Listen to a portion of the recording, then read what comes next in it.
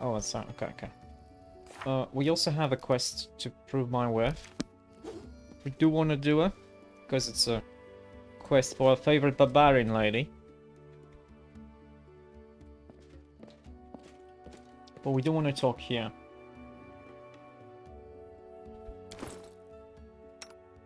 Also, I kind of want to see, like, it would be nice to have this guy kind of keep back a little bit more.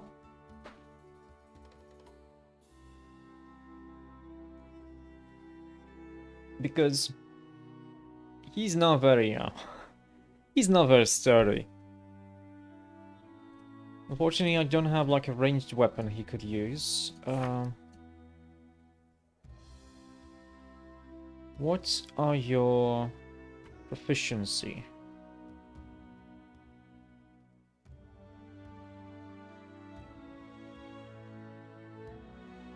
Whenever you channel positive energy to heal the living or channel negative energy to heal the undead, you do not affect enemies. When you channel positive energy to damage undead or channel negative energy to damage living, you do not affect allies.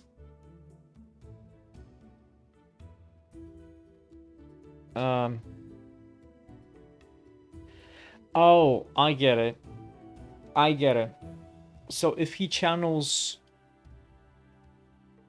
But he can't channel negative energy, because he's a good cleric, right? I think what this means is basically, if he was evil and he was channeling negative energy to hurt enemies, he wouldn't hurt us. Or in his case, when he channels energy, he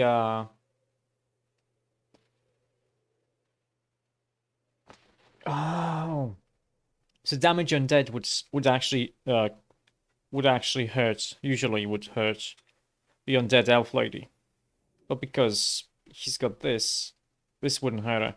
Kind of doesn't matter because I don't really want her in the party. She's evil. She's a bad influence. But I wanted to talk. I wanted to look at Octavia. I'm actually willing to replace Tristan with Octavia.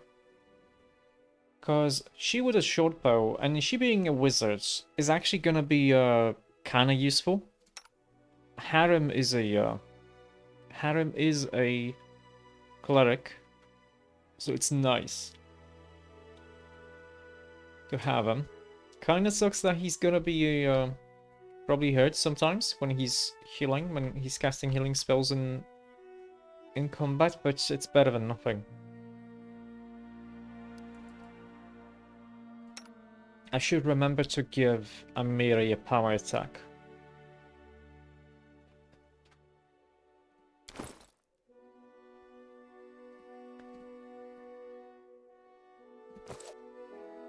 Well, anyway, first of all, let's talk to these people.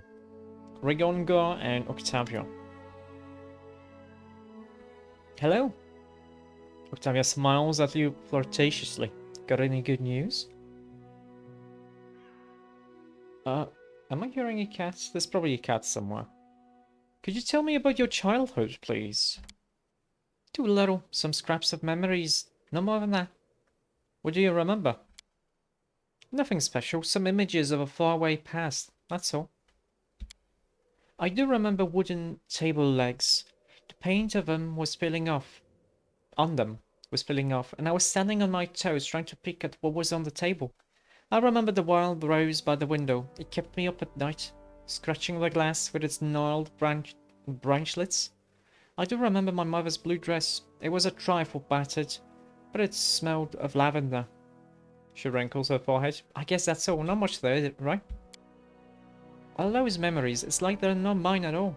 I recall some images, and I know I should feel something about them, but I don't remember what exactly I should feel. So let them rot in a swamp with tassel worms. She grins cheerfully. My life's good enough without them. Okay.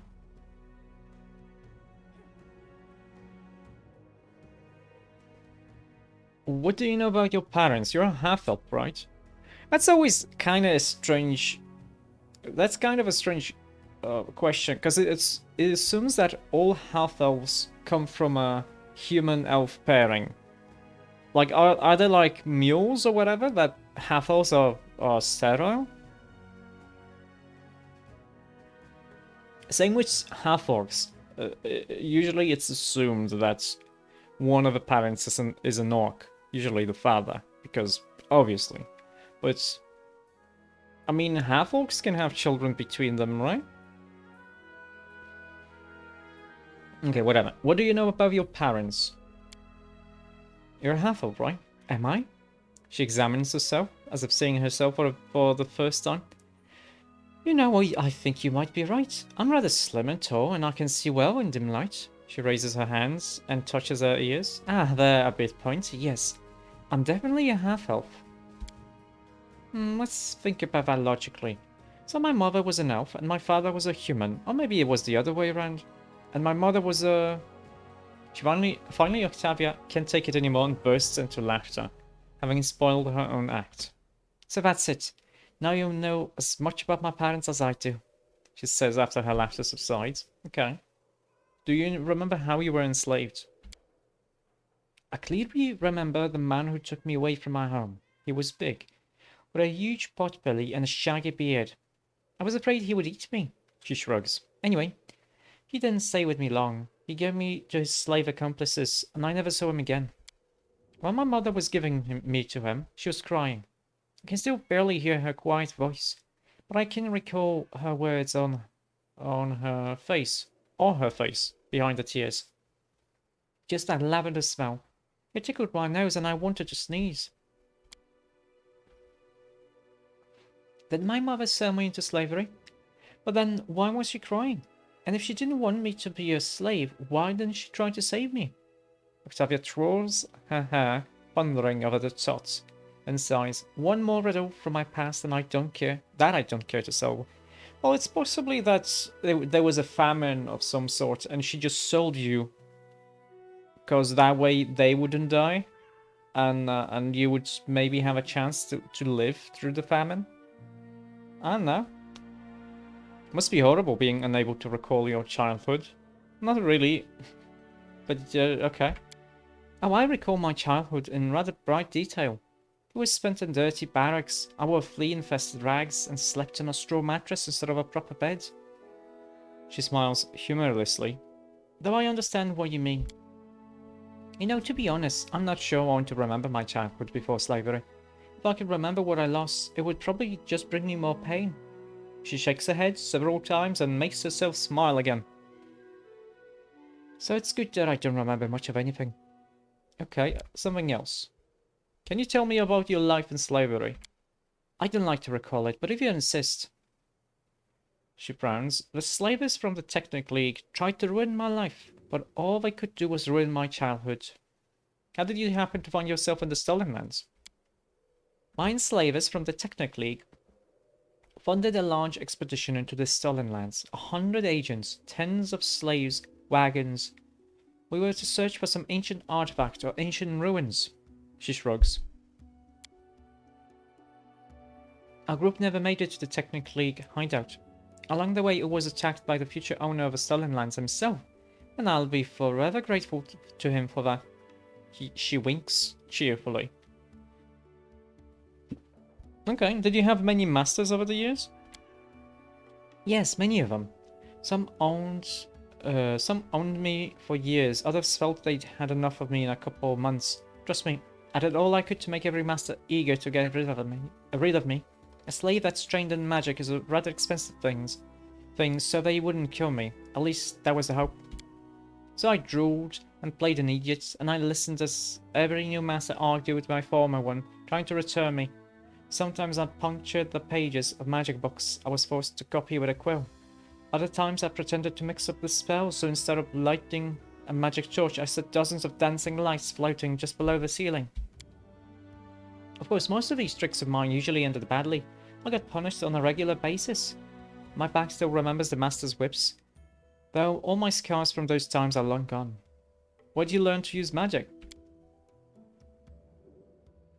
Oh, I was taught magic by Janusz of Starfall, one of the most famous wizards in Numeria.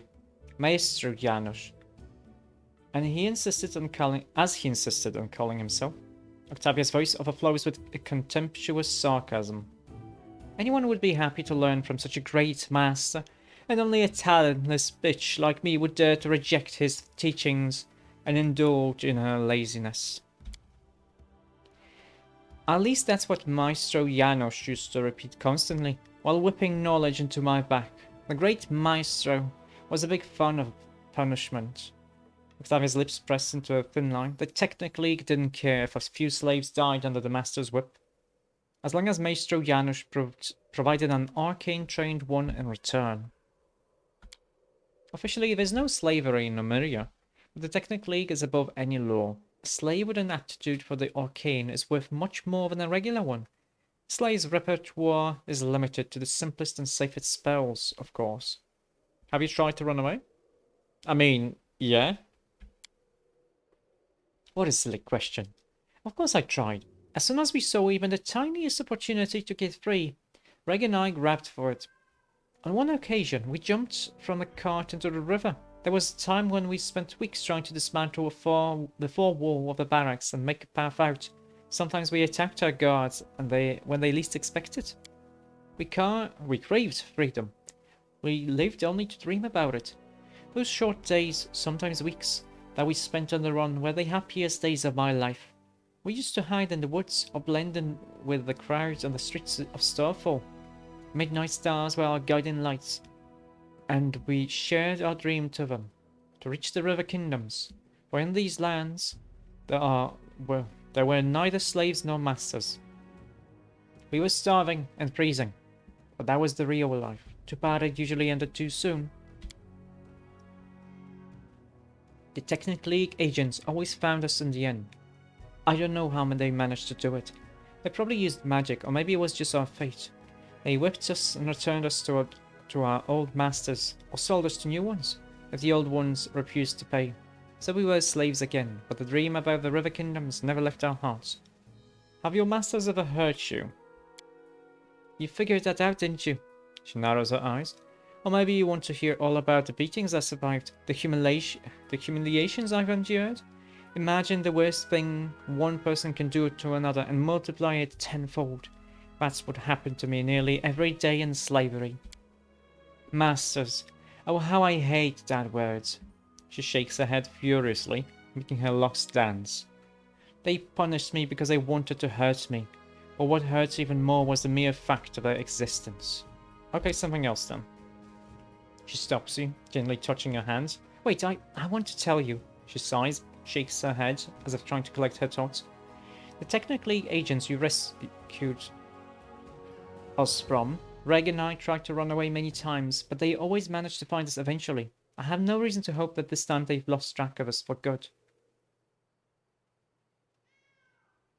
I mean...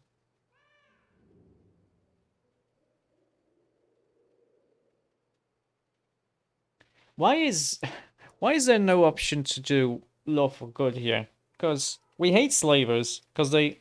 Sure, I mean, that makes sense. Chaotic wants freedom. And slavery is evil. And restricts freedom. That makes total sense. And good because we hate slavers. But why is... Why would I want to make a deal with them? No, I won't let anyone harm those who are dear to me. You are my comrades. So of course I'm gonna take care of you. She raises her eyes to you and gives you such a warm smile that you're unable to not smile back. In the depths of her eyes you notice something that wasn't there before. This unnamed feeling hides in a moment. You're sure you know what it was. Trust. Thank you, Octavia whispers, touching your shoulders. Suddenly she frowns in contemplation, twirling her locks. Still, I'd like to find them first and kill them. Yeah, what kind of relationship do you have with Ragongar? She shrugs awkwardly. We're together, she answers simply.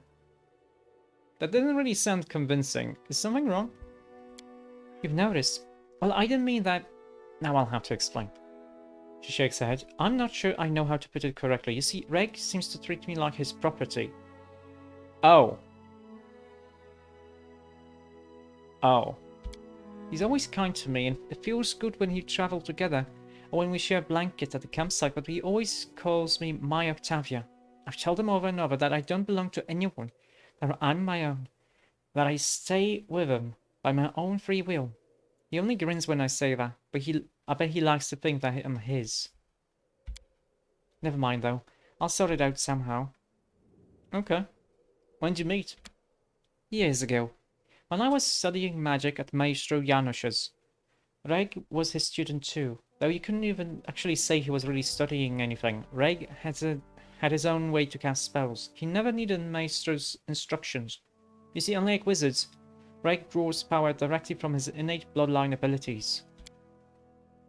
Janusz didn't realize the nature of Reg's powers when he took the young boy as a student. And when he finally understood them, he just taught the negligent half-orc to control his power, to avoid harming himself or the others. Reg and I have been together ever since. We could both use magic, but more importantly, we both crave freedom. And we used to vow to each other that someday we'd break free from the unbearable captivity, or die trying, together. She gives a warm smile.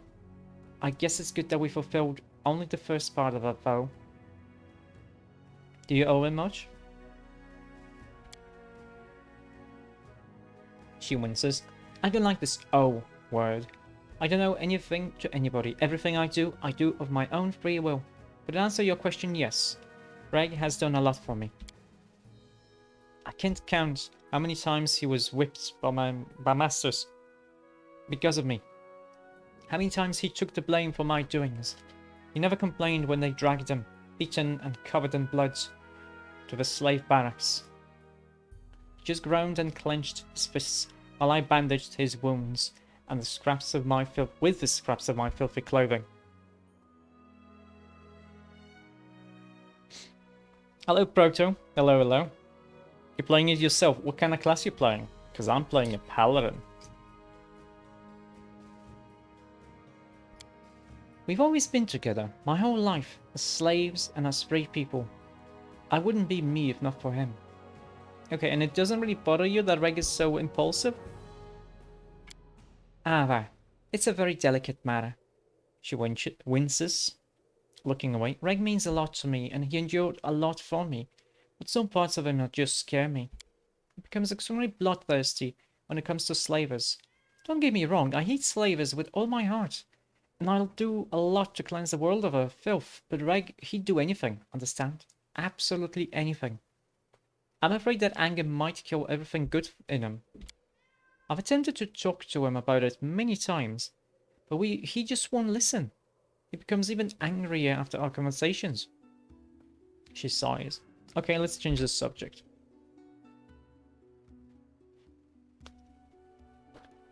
How do you manage to look so gorgeous? Why is that even a thing? Whatever. You worship Callistra, right? Yes. Many slaves survived only thanks to their faith. Some lived hoping for a day when a good deity would deliver them.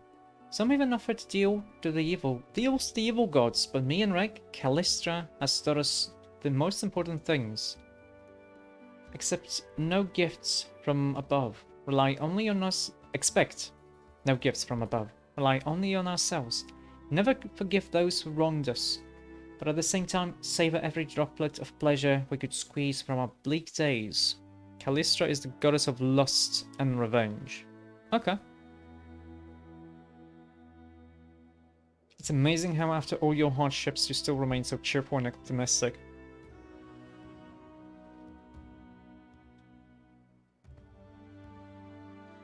I'm gonna play the Mage Wizard class. You really like Monk, and now hire a mercenary. But has to be lawful. Playing lawful neutral is a little fascist. I mean, yeah, lawful neutral would probably be like order above all.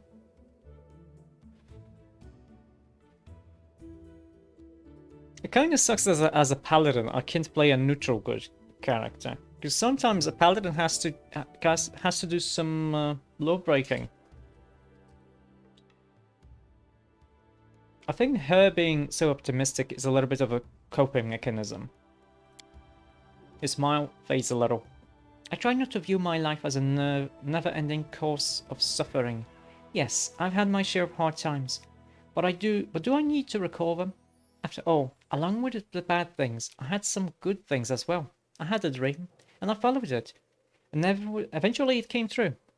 Following that path, I met Reg, and you. Now I'm free to surrender, and surrounded by my friends. Her voice trembles with hidden emotions, but her smile remains warm and sincere.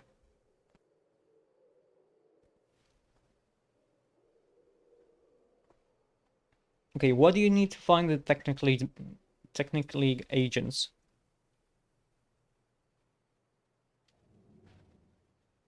Yeah, I've seen with the character sheets, whenever we choose an option, it doesn't really move us too much. But I'm guessing if it's like a neutral good, it's gonna move us less than a chaotic good. I think it's kind of weighted by the distance it wants us to move. Maybe, I don't know.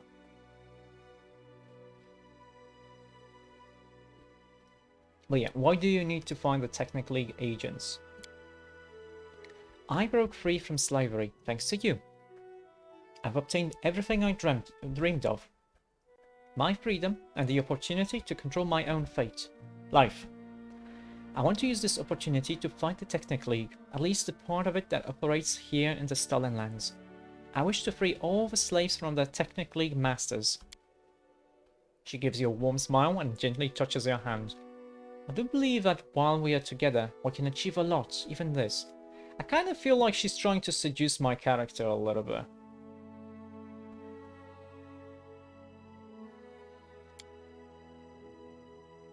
Okay, bye-bye, Octavia. Of course, I may be misreading it, but it's possible that she thinks that me liking her is gonna make me not throw her away. Or something. Because they know they're not gonna... You haven't, but... Yeah, I think we can romance her. I'm pretty sure we can romance Valerie. Not sure about the barbarian lady, but maybe.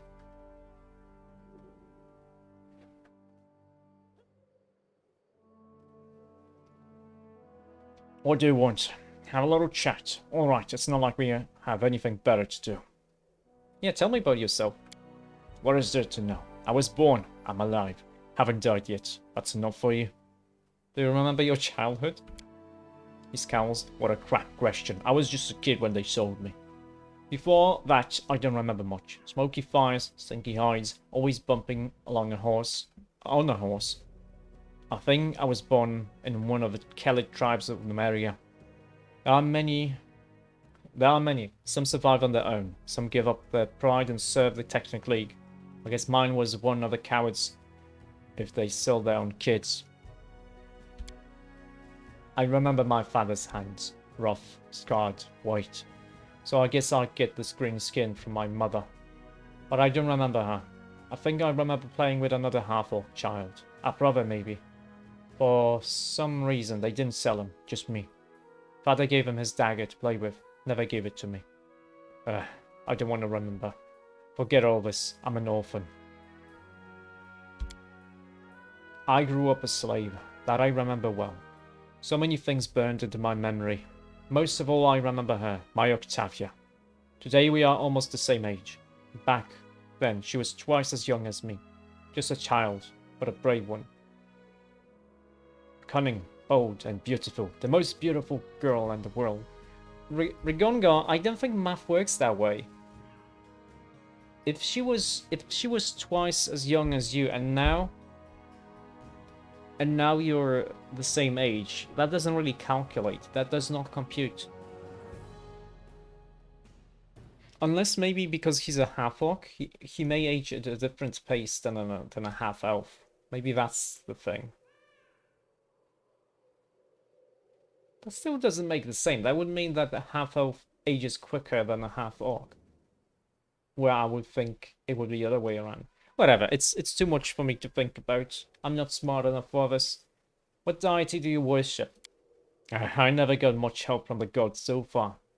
But if you make me choose, I'd say Callistra. Who else could I worship? The savoured sting, the goddess of pleasure, fun, and revenge. Oh yes. Interesting that we can ask a lot of people what god they worship. I wonder if that's going to be an important thing later. Where did you get your magical powers? What magical powers? The hells are you talking about? Oh, you mean these. Rigongon makes lightning run over his hands with a contented smile, then snaps his fingers, invoking a shower of blinding sparks. I've had them since I was born. At least one thing I can thank my scum parents for. Maybe these powers are why they sold me to slavery. Think they were scared? Who knows? Damn Numerians.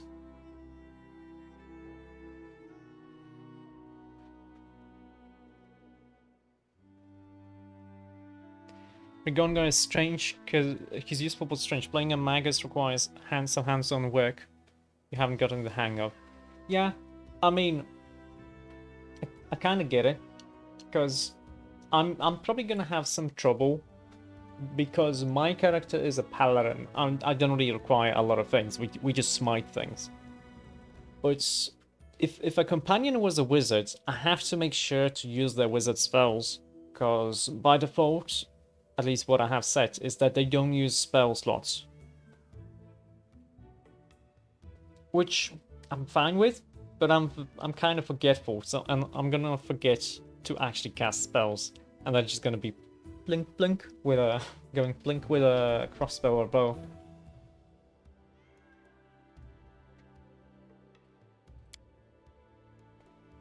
At the Technic they drew my blood, did experiments, burned me with fire, tortured me with cold, electricity, and they told me, you won't believe it, they tell me I have the blue dragon blood in my veins. Not bad, huh?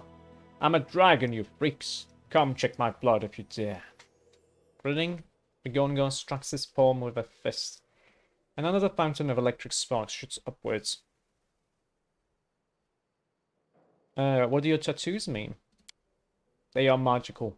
They help me control my powers. They technically gave them to me. I'd hoped that somewhere on my body there was at least one sign left by my tribe, but no. I guess they didn't care to bother. To hell with them. They better hope I never find them. If I ever meet my father, I will even the score between us. Though, as a magus, it seems curious, though. Because he can cast spells with his sword. So, from how I understand it, he can just smack something with a sword and like throw a fireball or something. We're gonna need Octavia. There's times when you will need a few protection items from Arcane. You'll be able to get that out of Lindsay, but it's easy with Octavia. No, I do wanna have Octavia, because if we have 6 party members, I'm gonna be pretty fine with. Well, I should probably be fine with 3 of them being melee, and 3 of them being ranged focused. Because in a smaller corridor, we're not gonna be able to fit too many people smacking an enemy. And it's with 4 melee, it's gonna be easier to manage, because I only have to worry about 2 casters.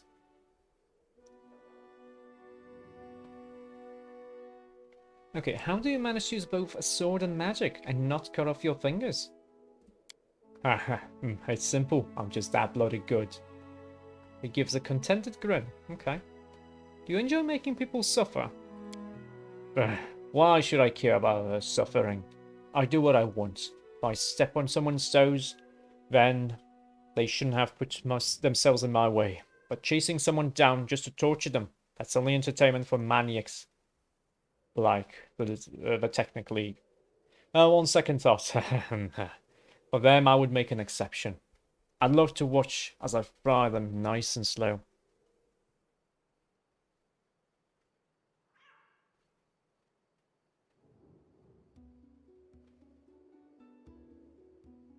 She's a transmuter. Oh yeah, what kind of schools does she have? Does she lose access to? Because she's a transmuter. Why do you ask? Do my methods shock you? Clenches his fist, buzzing with sparks, and laughs loudly at his joke.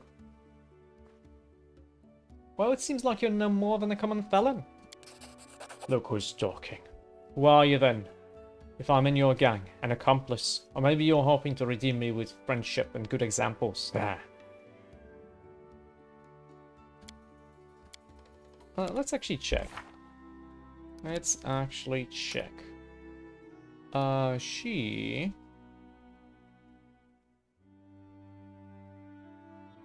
Abjuration and Necromancy. I don't really know the spells from the top of my head from Necromancy. If there is a Wail of the Banshee, she's not gonna have it. Or a Finger of Death, she's not gonna have that. Abjuration is... Oh, that's like Mage Shield and Mage Armor. Evocation is no one of them. Good. Yeah, Abjuration. So Mage Armor, I'm guessing like a shield spell. But she has a Mage Armor in her...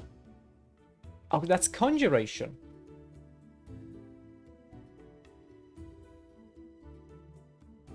Protection from alignment. That one sucks. But a Cleric also has this spell. I'm pretty sure. Yeah, so it's not that bad.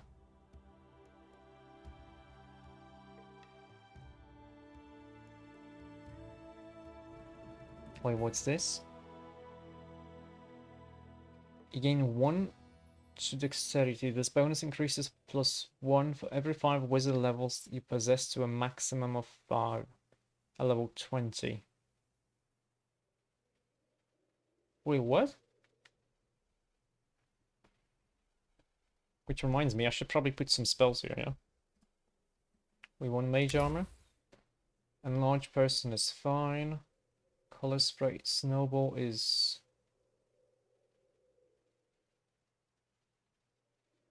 Okay, Snowball is an okay spell.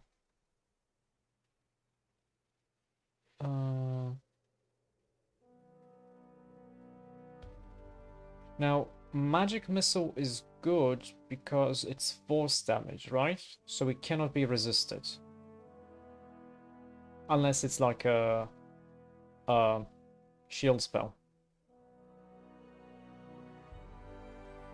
Go with Burning Hands.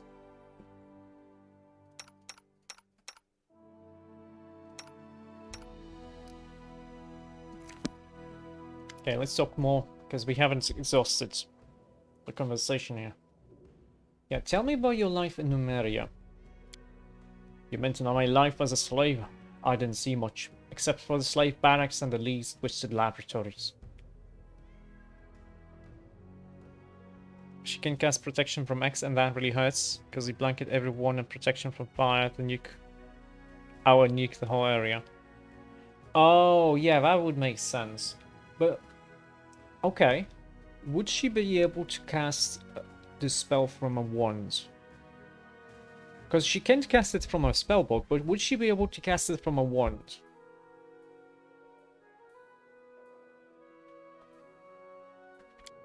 I was sold by my own tribe when I was just a little brat. He clenches his teeth and spits on the ground and steps on it with his boots. Excuse me, Rigonga, don't spit inside a building. That's rude and filthy.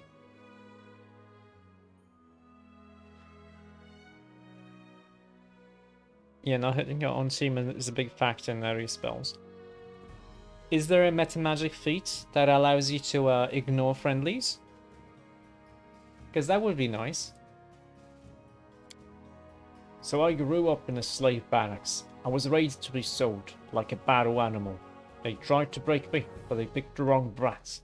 No matter how much you beat this animal, he only gets angrier. Okay, why did your masters teach you magic? They didn't teach you magic, it's innate. Can't you guess? Because magic is in my blood. That's why they bought me. I wasn't raised as some lowly mob slave, but as a murder machine. I'd fetch quite a nice sum of gold. You might also ask if they knew I'd take the first opportunity to rip their own guts out, using everything they taught me. Of course they did, but that's a technique league. They calculate risk. she wouldn't be able to cast it from a wand. That sucks. Octavia kept pretending to be simple-minded, so they wouldn't expect anything of her. But I made every effort. But they didn't teach me much. What is there to teach? It's not book magic, it's innate. They made me practice with my sword more, but I did my best in everything. I studied all I could. They knew they were raising an enemy, but they thought they could keep me on a short leash. Or sell me to someone with deep pockets, so I'd become someone else's problem. But who won in the end, huh? Who is free?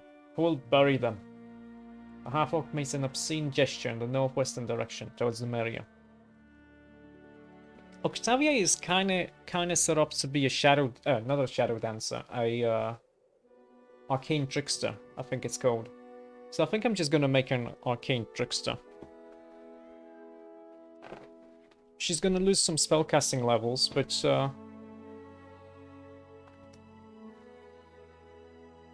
wait, does an arcane trickster? I'm gonna have to check, but we'll see.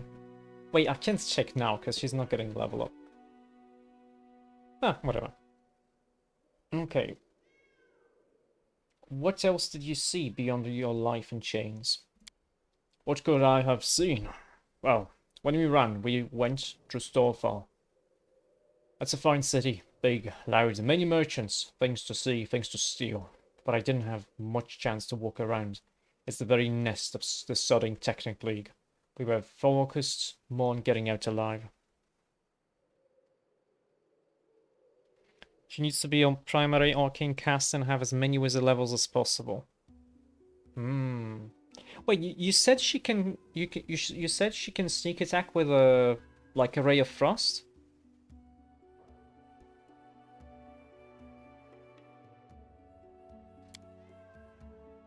We met some barbarians. I asked them who might know what tribe I'm from, but they didn't know anything. I don't have any tribal tattoos. Nothing. Actually, they are all right. Well, some of them. The Blood Pikes, for one, they're great. All the rivers are theirs. We sailed with them during one of our escapes, almost all the way to Brevoy, but they didn't turn us in. And they didn't turn us in, but the White Scars got us after that. Those guys are shit. They've sold their pride at the Technic League. If you're playing an arcane caster, then we can turn her into a Pathfinder, but otherwise we'll be in a deficit for spellcasters unless we hire a mercenary. Oh, so we don't get any other arcane caster? Because I guess Rigongar is kind of filling the sorcerer slot. Oh, one more thing. One time Octavia and I tried to escape and stumbled across a Numerian monster. I'll never forget it. A huge spider the size of a house, made of metal. Spitting fire, shooting deadly rays all around. That thing could probably tear even a dragon to pieces. Ruined our escape plans too. We had to go back. Did you and Octavia try to escape? Like... Why is my character dumb?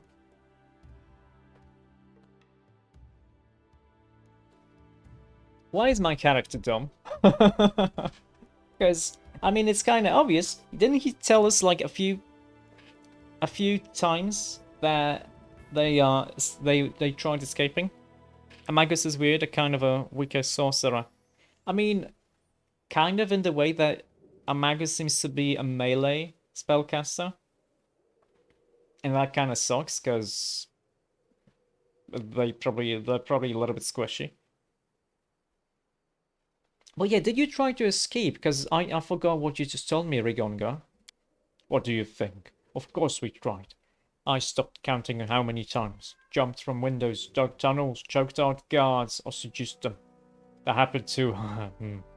But those dirtbags caught us every time. Every bloody time. My back is covered with whip scars. Lucky we were prize property. They'd spent too much gold on us to kill. Anyone else would be hung and forgotten, but they kept trying to break us and recoup their expenses. I don't know whether I could have survived by sheer stubbornness if it weren't for Octavia. I probably couldn't have. I would have just given up and died. But I had to pull my girl out of that meat grinder. She believed in me, and had enough hope for both of us. When I lay there with my back slashed to pieces, she whispered to me about the River Kingdoms, where there's no slavery, where everyone can go wherever they want and take whatever they want. You can do it if you load him up with defensive spells, but they wear off, and you have to understand where his little abilities do and click them at the right time. Yeah, so it's kind of micromanaging. I think it would be a lot easier to play him if you were using like turn combat mode instead of real-time combat mode. I'll be damned, but I thought she was just making this up to keep our hopes alive. And now it turns out to be true. All of it. Every last word. No chains, no slaves, no laws. Just live happy and be happy. No, there is laws here. Is slavery illegal? Legal in Numeria? Sometimes yes, sometimes no. There are some laws against it, but even in Starfall, a third of the people live in bondage. And that's the capital. In the regions where the Black Sovereign's hand doesn't reach, they hold to tribal customs instead of laws. The barbarians don't keep slaves. Instead, they have trolls. Big bloody difference. And on top of all that mess, there's the Technic League. Law and custom mean nothing to those slime balls. They just take whatever and whoever they want. Okay. What kind of relationship do you have with Octavia? Well, my Octavia and I don't have a relationship. We have a life together. How did you meet? Back when we were children, we were taken as apprentices by a great spellmaster, Janusz. Maestro Janusz, he called himself. He was our teacher. Well, he made Octavia read books and memorize spells. I had my own innate magic. He trained me a bit, taught me how to control my gifts, so I wouldn't lose control and incinerate myself like a dumbass.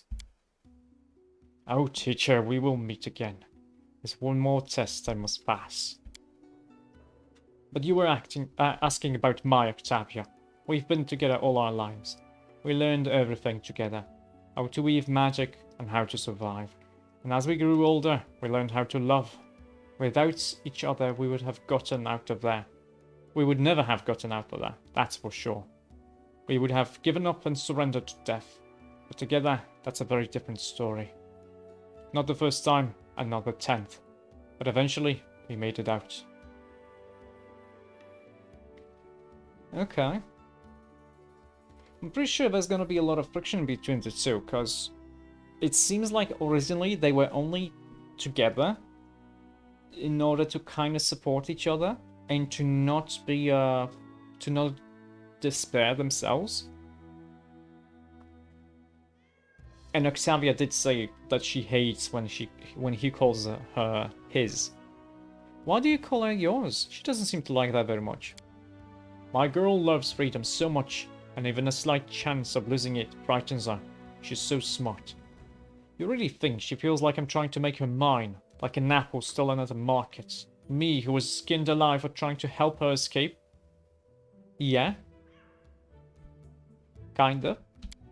She's afraid of the word my. It's because she doesn't understand the difference between my boots and my heart.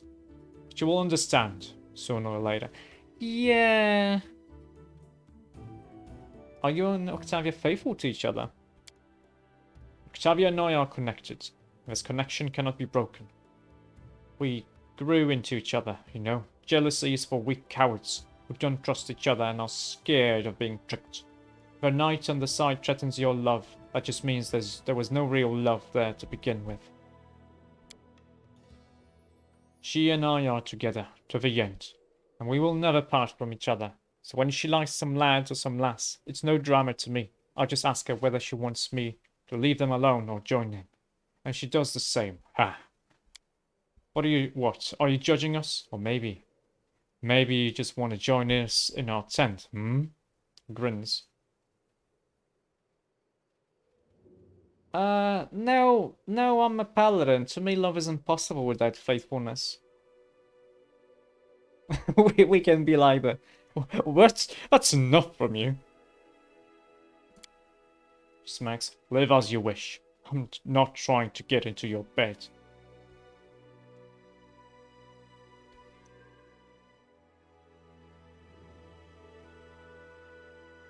She also looks ridiculous in his hands. Yeah, because he's like so huge. Don't mention it. Okay. What did you say when you were killing Kalana? What? Oh, that. Callistra's holy words. I stab thee with my heart. We say that when we get our vengeance. Those words make it so much sweeter. Oh, okay. So long, if you want to know anything else, just ask. Don't be shy. Just don't go pale when I answer. Heh. Okay. We talked with all of our companions. I don't really think there's anything more to talk about with them. So let's finally talk to George. Took some time, but how may I serve you? We did it.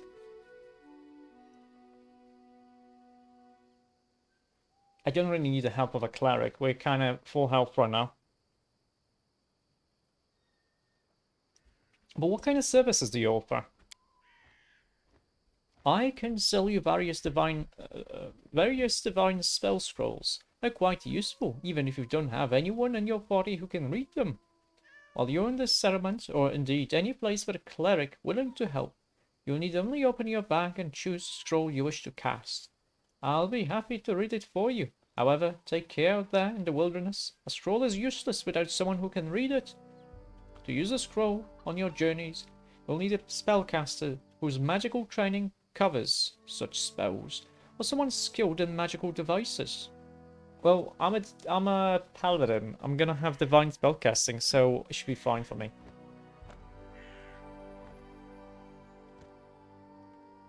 Okay, if I need the help of a cleric, that means you want to sell me stuff?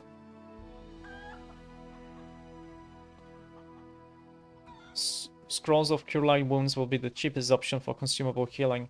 Yeah, I'm guessing. Oh yeah, okay. Oh, we are over our limits somehow.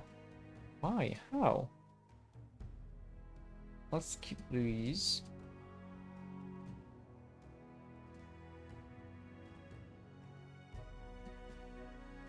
Oh, all of this. We have so much here.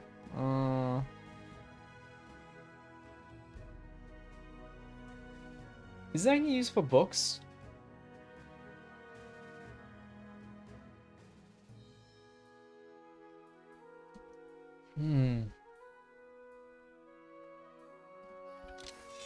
First of all, let's put away those, like 10 of these rations.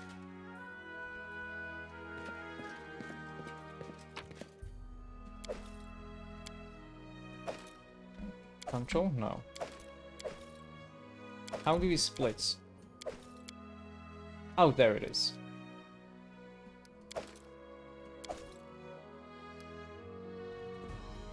Okay, a little bit better.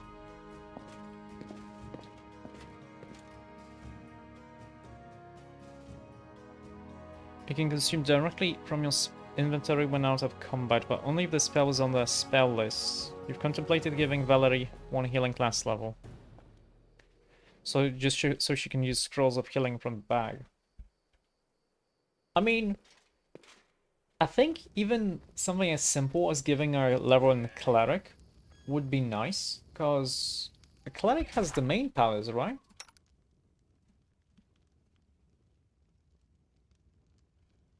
Is there any passive abilities here?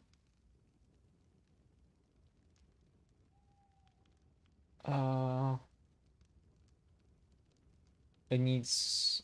Okay, it's not as good as I thought, because it depends on the class level.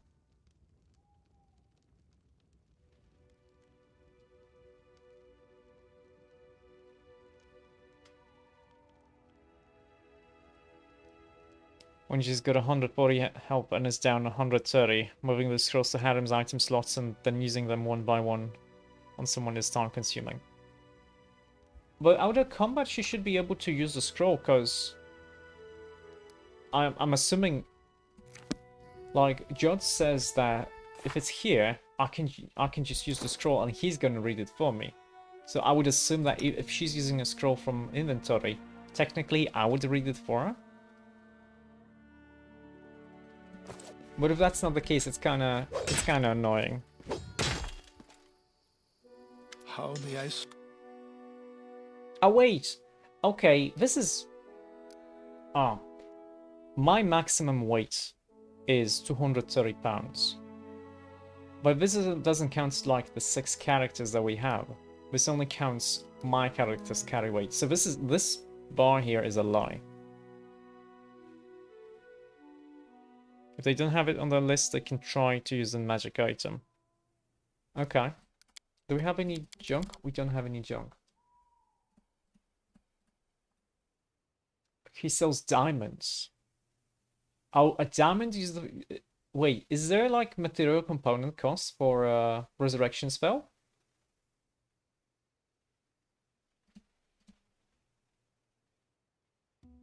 Can be used to cast a certain spells.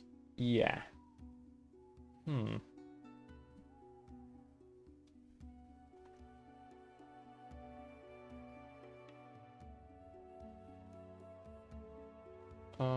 This is like 20 pounds. I guess it would make sense to just buy all of these.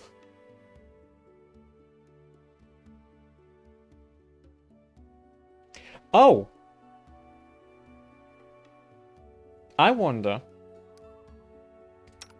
Tristan, when he gets a higher level, he's gonna be able to cast healing spells as if they are empowered without using a meta magic feat.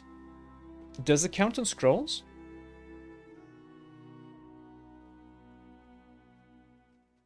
It doesn't count on scrolls. Shoot. And there goes my plan. Because I would like to be using Tristan, but I would have to give him a ranged weapon, because he's like very squishy.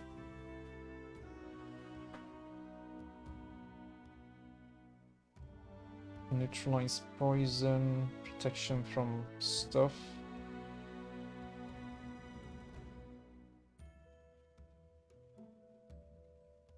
Raise Dead. Yeah, Raise Dead uses a diamond, I think.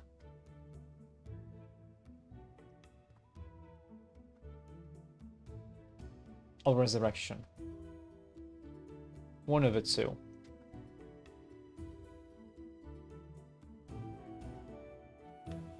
There's a scroll class of wizard that may do that, but you haven't looked so closely. Okay. The scroll doesn't need a diamond. Okay. It kind of sucks that it's like 12,000 gold, but I'm guessing if this game is anything like Neverwinter Nights, I'm gonna end up with hundreds and hundreds of thousands of gold coins in my inventory, and not really a lot of stuff to spend it on. But, wait, Cure Light Wounds. Oh, that's a mass Cure Light Wounds. Would be nice if the cast level of the scroll was higher than 1, but,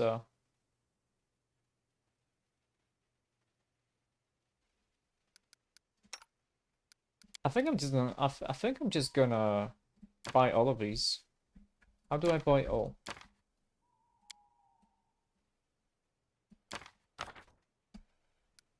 Okay. That's kind of dumb, I'm gonna be honest. We have to move it in order to get this.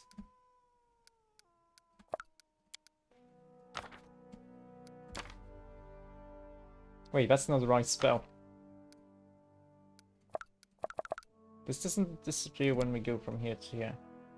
Okay, you. 2,400. Let's just go for 50. Let's just go for 50.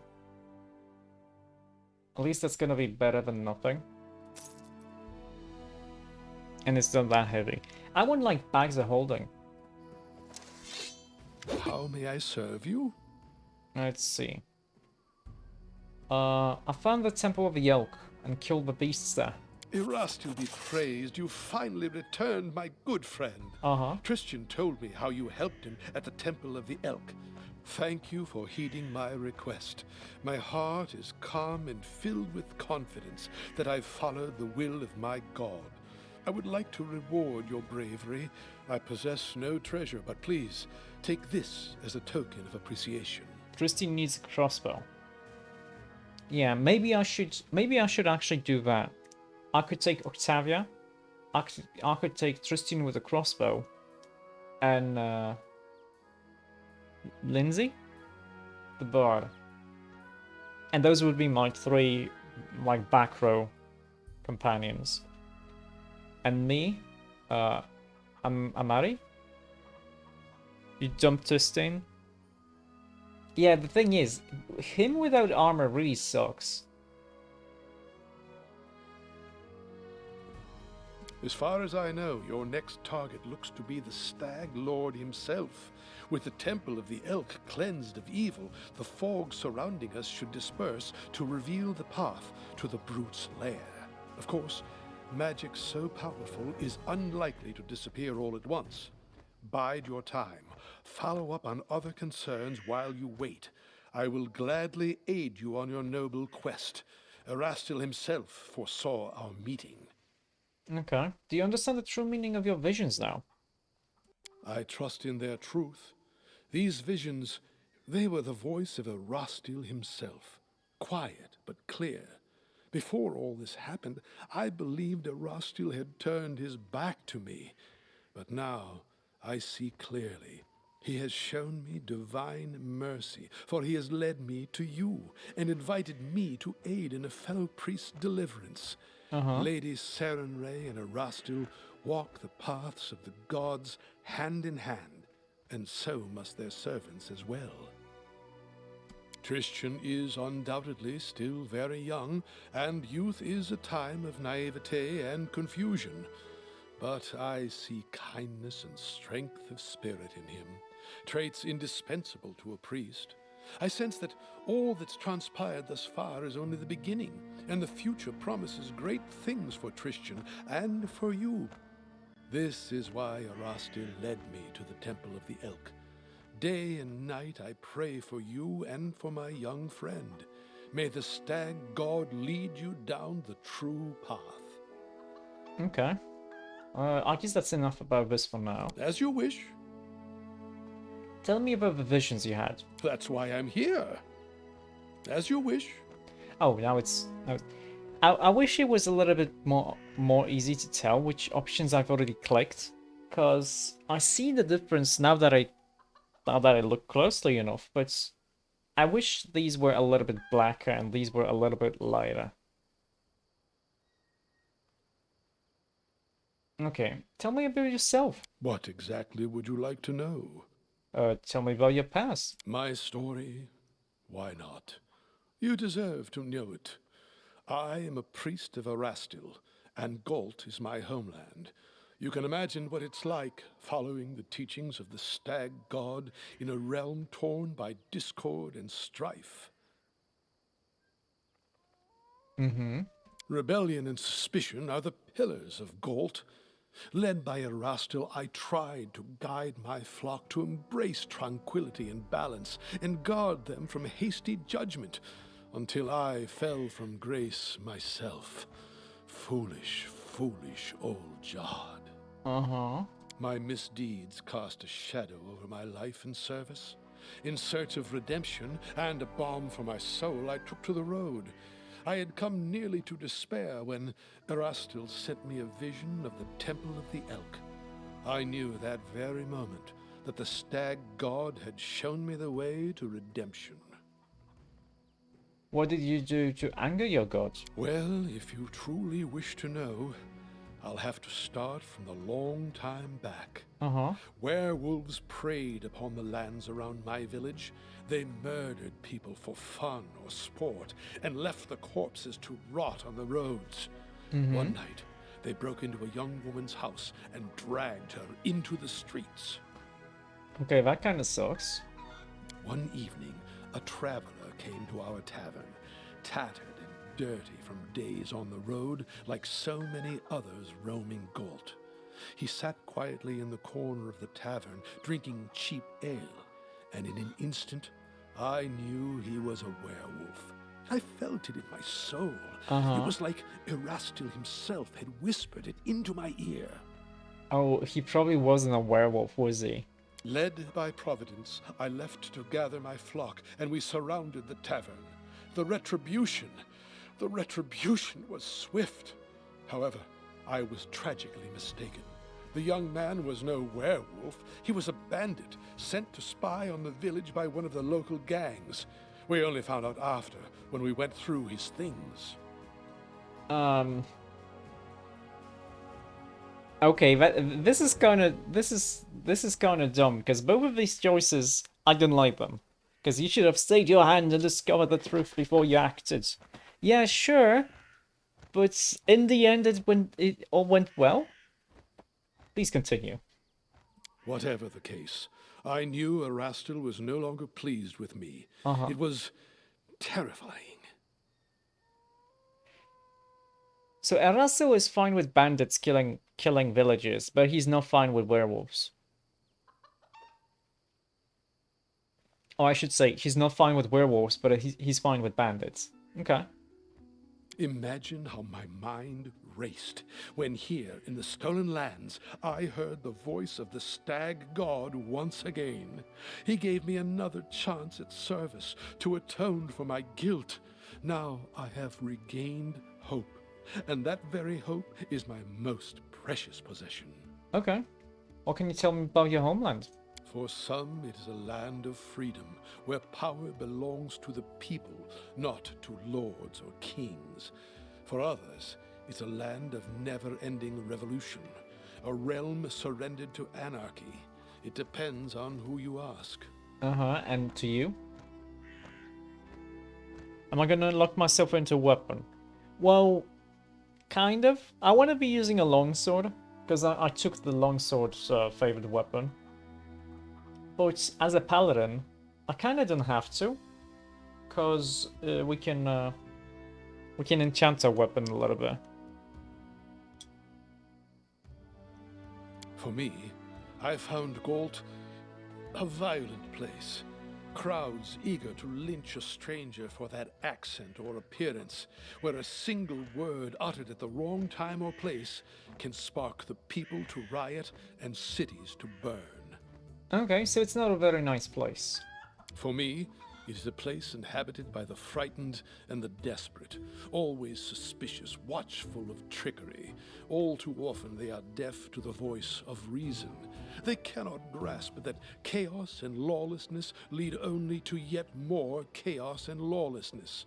All my life I've tried to break through to these poor people, but alas, I don't seem to have made much progress. Okay, I guess that's As you enough for wish. now. Tell me about Erastil. Of course, it would be my pleasure. Erastil is one of the eldest gods of Golarion. His faith emerged when the first people appeared upon the land. Erastil helped our ancestors cultivate the land and hunt. Even now, his blessing lies with those who uphold the old traditions and keep to simpler ways, far from civilization and the noise of the city. Okay. Cities have their strengths as well, don't they? Civilization fosters science, trade, and invention. And in that often improves life for all of us. I mean, both of these are true, though. You just have to have a balance. It's almost worth it to leave those off, unless you pick an exotic weapon feat. There's some strange one-handed weapons with some very good abilities you toss into the gold shipper, because you've blocked everyone into a type of weapon. I mean, locked into a weapon. We would only be locked if we wanted to make sure to do like a lot of crits. Oh wait, I'm not a longsword user. I'm dumb. I'm a paladin of Ray. I'm using a saber, a scimitar. So it would make sense for me to kind of use a scimitar because it's got a nice critical range, and we could do more crits with them. I kind of forgot about that. Tell that to the peasant robbed of all he owns, spending his night in the gutter, hoping to live to see the sunrise. You won't see such things in a village. Okay, well, you do have a point, I guess. I'm glad to hear you agree. These days, many are deaf to the wisdom of generations. Okay, what does Erastil demand of his faithful? The word demand does not befit the stag god. Oh? Honesty and friendship, loving families, merry weddings, and newborn children in their mother's arms. They bring a smile to Erastil's face. He loves his people and rewards them with fortunate hunts and plentiful harvests. But he has no temper for sloth and vanity. He never bestows gifts upon his faithful without first measuring their worthiness. We ourselves must win our daily bread, but the stag god comes to our aid in times of need and strife. Yeah, I've always had respect for Erastil and his priests. Also, Serenray is friends with Erastil, so... I see it more clearly every day. Erastil himself led me to meet you. Your keen spirit will serve you well. Okay, something else. I am happy to help. I am always glad. I am Oh, happy. okay.